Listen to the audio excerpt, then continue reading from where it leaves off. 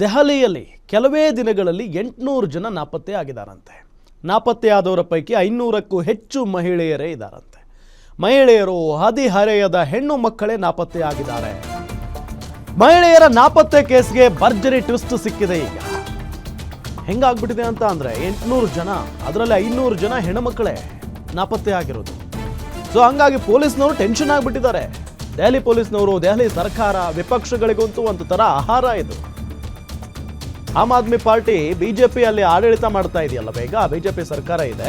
BJP ಸರ್ಕಾರವನ್ನ ತರಾಟೆಗೆ ತೆಗೆದುಕೊಳ್ತಾ ಇದೆ. ಸೋಷಿಯಲ್ ಮೀಡಿಯಾದಲ್ಲಿ ನಾಪತ್ತೆ ಕುರಿತಾಗಿ ವದಂತಿಯನ್ನ ಹರಡಿಬಿಟ್ಟಿದ್ದಾರೆ. ಹಾಗಾದ್ರೆ ಯಾರದು? ರಾಷ್ಟ್ರ ರಾಜಧಾನಿ ದಿಲ್ಲಿ ಜನರಲ್ಲಿ ಭೀತಿ ಮೂಡಿಸಲು ಈ ರೀತಿಯಾಗಿ ಮಾಡಿದ್ದಾರೆ. ವದಂತಿ ಕೋರರ ಹುಚ್ಚಾಟದ ವಿರುದ್ಧ ದೆಹಲಿ ಪೊಲೀಸರು ಆಕ್ರೋಶವನ್ನ ವ್ಯಕ್ತಪಡಿಸ್ತಾ ಇದ್ದಾರೆ. ಈಗ ನಾಪತ್ತೆಯಾದವರ ಪೈಕಿ 800 ಜನರ ಪೈಕಿ 500ಕ್ಕಿಂತ ಹೆಚ್ಚು ಜನ ಮಹಿಳೆಯರು, ಅದರಲ್ಲೂ ಹದಿಹರೆಯದ ಹೆಣ್ಣು ಮಕ್ಕಳೇ ಹೆಚ್ಚಾಗಿ ನಾಪತ್ತೆಯಾಗಿದ್ದಾರೆ. ಸೊ ಈ ರೀತಿಯಾಗೆಲ್ಲ ಸೋಷಿಯಲ್ ಮೀಡಿಯಾದಲ್ಲಿ ಸುದ್ದಿ ಹಬ್ಬುತ್ತಾ ಇತ್ತು. ಮಹಿಳೆಯರು ನಾಪತ್ತೆ ಆಗ್ತಾ ಇದ್ದಾರೆ, ಅದರಲ್ಲೂ ಹದಿಹರೆಯದ ಮಹಿಳೆಯರು ನಾಪತ್ತೆ ಆಗ್ತಾ ಇದ್ದಾರೆ ಅಂತ ಅಂದಾಗ ಸಹಜವಾಗಿ ಪೊಲೀಸ್ನವರು ಟೆನ್ಷನ್ ಆಗ್ತಾ ಇದೆ. ಏನಪ್ಪ ಇದು, ನಮ್ಮ ಸ್ಟೇಷನ್ಗಳಲ್ಲೇ ಕಂಪ್ಲೇಂಟ್ ಬಂದಿಲ್ಲ, ದೂರು ದಾಖಲಾಗಿಲ್ಲ, ಆದರೆ ಸೋಷಿಯಲ್ ಮೀಡಿಯಾದಲ್ಲಿ ಈ ತರನಾದಂಥ ಒಂದು ಸುದ್ದಿ ಓಡಾಡ್ತಾ ಇದೆಯಲ್ಲ, ಹೆಂಗೆ ಸಾಧ್ಯ ಇದು ಅನ್ನೋ ನಿಟ್ಟಿನಲ್ಲಿ ದೆಹಲಿ ಪೊಲೀಸ್ನವರು ಟೆನ್ಷನ್ ಆಗಿಬಿಟ್ಟಿದ್ದಾರೆ. ಸೋಷಿಯಲ್ ಮೀಡಿಯಾ ಎಷ್ಟು ಒಳ್ಳೆಯದೋ ಅಷ್ಟೇ ಕೆಟ್ಟದ್ದು ಅನ್ನೋದಕ್ಕೆ ಇದೊಂದು ಉದಾಹರಣೆ ನೋಡಿ. ಯಾವ ಲೆವೆಲ್ಗೆ ಅದು ಪ್ರಚಾರ ಆಯಿತು ಅಂತ ಅಂದರೆ ರಾಜಕೀಯ ತಿರುವನ್ನ ಪಡೆದುಕೊಂಡಿದೆ. ರಾಷ್ಟ್ರ ರಾಜಧಾನಿಯಲ್ಲಿ ರಾಜಕೀಯ ತಿರುವು. ಬಿಜೆಪಿ ಸರ್ಕಾರ ಬಂದ ನಂತರ ಈ ರೀತಿಯಾಗಿ ಆಗ್ತಾ ಇದೆ. ಬಿಜೆಪಿ ಸರ್ಕಾರ ಬಂದ ನಂತರ ಹೆಣ್ಣು ಮಕ್ಕಳಿಗೆ ರಕ್ಷಣೆ ಇಲ್ಲ ದೆಹಲಿಯಲ್ಲಿ ಅಂತ ಹೇಳಿದ್ದ ಆಮ್ ಆದ್ಮಿ ಪಾರ್ಟಿ. ಜೊತೆಗೆ ಪೊಲೀಸ್ನವರು ಸರಿಯಾಗಿ ಕಾರ್ಯನಿರ್ವಹಿಸ್ತಾ ಇಲ್ಲ ಅನ್ನೋ ನಿಟ್ಟಿನಲ್ಲಿ ಆಕ್ರೋಶ ಜನರಿಂದ. ಸೊ ಪೊಲೀಸ್ನವರೇ ದಂಗಾಗ್ಬಿಟ್ಟಿದ್ರು. ಸೊ ಅದಾದ ನಂತರ ಗೊತ್ತಾಗಿದೆ ಇದೆಲ್ಲವೂ ಕೂಡ ಕಟ್ಟುಕತೆ ಅಂತ ಹೇಳಿ 509 ಮಹಿಳೆಯರ ಪೈಕಿ 191 ಅಪ್ರಾಪ್ತರೇ ಕಿಡ್ನಾಪ್ ಅಂತ ವದಂತಿ ಆಗಿತ್ತು. ರಾಣಿ ಮುಖರ್ಜಿ ಸಾರಥ್ಯದ ಮರ್ದಾನಿ 3 ಸಿನಿಮಾ ಪ್ರಚಾರಕ್ಕೆ ಈ ರೀತಿಯಾಗಿ ವದಂತಿಯನ್ನ ಹಬ್ಬಿಸಿಬಿಟ್ರ. ಈ ಕುರಿತ ಆರೋಪವನ್ನ ಯಶ್ ರಾಜ್ ಫಿಲ್ಮ್ಸ್ ತಳ್ಳಿ ಹಾಕಿದೆ. ನಮ್ಮದು 50 ವರ್ಷಗಳಷ್ಟು ಹಳೆಯ ಸಂಸ್ಥೆ, ನಾವು ಚೀಪ್ ಗಿಮಿಕ್ ಮಾಡೋದಕ್ಕೆ ಹೋಗಲ್ಲ.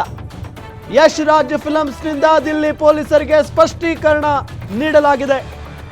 ರಾಜಕೀಯ ತಿರುವು ಪಡೆದಿದೆ ಮಹಿಳೆಯರ ನಾಪತ್ತೆ ಕೇಸ್. ದಿಲ್ಲಿ ಬಿಜೆಪಿ ಸರ್ಕಾರದ ವಿರುದ್ಧ ಅರವಿಂದ್ ಕೇಜ್ರಿವಾಲ್ ಆಕ್ರೋಶವನ್ನ ಕೂಡ ವ್ಯಕ್ತಪಡಿಸ್ತಾ ಇದ್ದಾರೆ. ನೋಡಿ, ರಾಜಕೀಯ ತಿರುವು ಅಂತ ನಾನು ಹೇಳಿದೆ.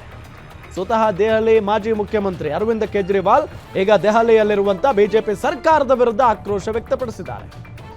ಇದೀಗ ವದಂತಿಕೋರರ ಬೆನ್ನು ಬಿದ್ದಿದ್ದಾರೆ ದೆಹಲಿ ಪೊಲೀಸ್ನವರು. ಯಾರದು ಈ ರೀತಿಯಾಗಿ ವದಂತಿಯನ್ನ ಹಬ್ಬಿಸಿರೋದು ಅಂತ ಹೇಳಿ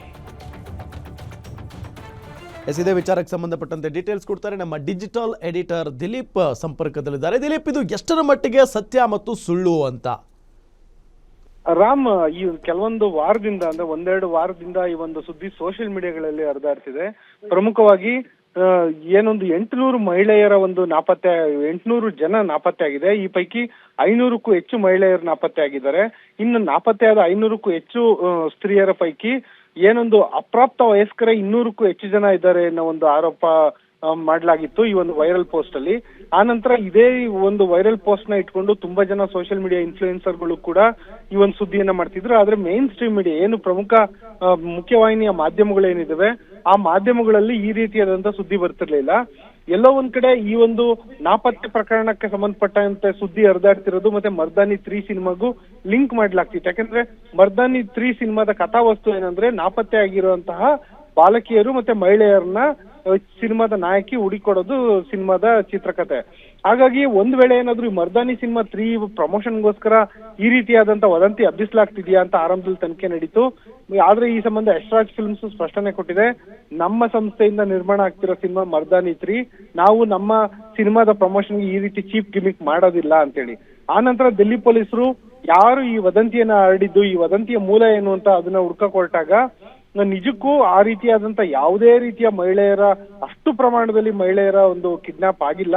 ಆದ್ರೆ ಅದನ್ನ ಯಾವುದೋ ಒಂದು ಸೋಷಿಯಲ್ ಮೀಡಿಯಾ ಪೋಸ್ಟ್ ಅಲ್ಲಿ ಒಂದು ಪೋಸ್ಟರ್ ರೂಪದಲ್ಲಿ ಅದನ್ನ ಪ್ರಕಟಿಸಲಾಗಿತ್ತು. ಆ ನಂತರ ಅದನ್ನೇ ಸಾಕಷ್ಟು ಜನ ಸೋಷಿಯಲ್ ಮೀಡಿಯಾ ಇನ್ಫ್ಲೂಯೆನ್ಸರ್ಗಳು ಅದನ್ನ ಬಳಸ್ಕೊಂಡು ದೊಡ್ಡ ಮಟ್ಟದಲ್ಲಿ ಸುದ್ದಿ ಮಾಡಿದ್ರು. ಹೀಗಾಗಿ ಈ ಒಂದು ಘಟನೆ ಈಗ ಬೆಳಕಿಗೆ ಬಂದಿದೆ. ಮತ್ತೆ ಯಶ್ರಾಜ್ ಫಿಲಂ ಕೂಡ ಪ್ರಶ್ನೆ ಕೊಟ್ಟಿದೆ. ಹೀಗಾಗಿ ಪೊಲೀಸ್ನವರು ಯಾರು ಸೋಷಿಯಲ್ ಮೀಡಿಯಾ ಇನ್ಫ್ಲೂಯೆನ್ಸರ್, ಯಾರು ಈ ರೀತಿ ಮಾಡಿರೋದು, ಮತ್ತೆ ಯಾರು ಈ ಒಂದು ವದಂತಿಯ ಮೂಲ ಅಂತ ಕಂಡುಹಿಡಿಯಕ್ಕೆ ಪ್ರಯತ್ನ ಪಡ್ತಾ ಇದ್ದಾರೆ ರಾಮ್.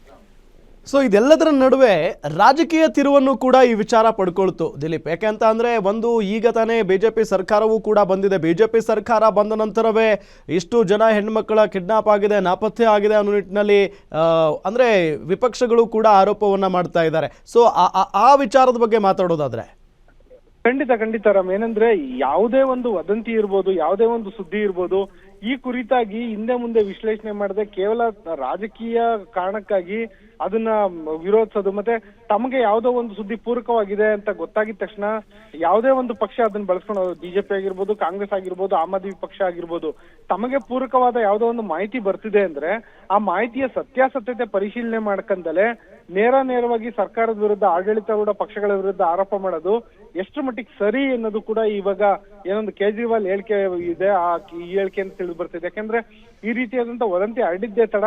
ಹೌದು, ಇಷ್ಟೊಂದು ಮಟ್ಟದಲ್ಲಿ ದೊಡ್ಡ ಮಟ್ಟದಲ್ಲಿ ಮಹಿಳೆಯರು ನಾಪತ್ತೆ ಆಗ್ತಿದ್ದಾರೆ, BJP ಸರ್ಕಾರ ಏನ್ ಮಾಡ್ತಿದೆ, ಕಾನೂನು ಸುವ್ಯವಸ್ಥೆ ಏನಾಗಿದೆ. ಹಾಗೆ ನೋಡಿದ್ರೆ ದಿಲ್ಲಿ ಪೊಲೀಸ್ನವರು ದಿಲ್ಲಿಯ ಲೆಫ್ಟಿನೆಂಟ್ ಗವರ್ನರ್ ಅಂದ್ರೆ ಕೇಂದ್ರ ಸರ್ಕಾರದ ಅಡಿನಲ್ಲಿ ಬರುತ್ತೆ. ಹಾಗಾಗಿ ಅವರು ನೇರ ಕೇಂದ್ರ ಸರ್ಕಾರದ ವಿರುದ್ಧ ಕೂಡ ವಾಗ್ದಾಳಿ ನಡೆಸಿದ್ರು. ಆದ್ರೆ ಅದರ ಸತ್ಯಾಸತ್ಯತೆನೇ ಬೇರೆ ಇದೆ. ಇವರು ಹೇಳ್ತಿರುವಂತ ಅಂಕಿಅಂಶಕ್ಕೂ ನಿಜಕ್ಕೂ ನಾಪತ್ತೆ ಆದವರ ಪ್ರಮಾಣಕ್ಕೂ ಅಜಗಜಾಂತರ ವ್ಯತ್ಯಾಸ ಇದೆ. ಹಾಗಾಗಿ ಇದೊಂದು ಕೇವಲ ರಾಜಕೀಯ ಆರೋಪಕ್ಕೆ ಸೀಮಿತ ಆಯಿತು. ಜೊತೆಗೆ ಈ ಒಂದು ವದಂತಿಯನ್ನ ಅವರು ನಂಬಿ ರಾಜಕೀಯ ಆರೋಪ ಮಾಡಿದ್ರು ಅನ್ನೋದು ಕೂಡ ಇಲ್ಲಿ ಸಾಬೀತಾಗ್ತಾ ಇದೆ ರಾಮ್. ಥ್ಯಾಂಕ್ ಯು ತಮ್ಮೆಲ್ಲ ಮಾಹಿತಿಗಾಗಿ ದಿಲೀಪ್.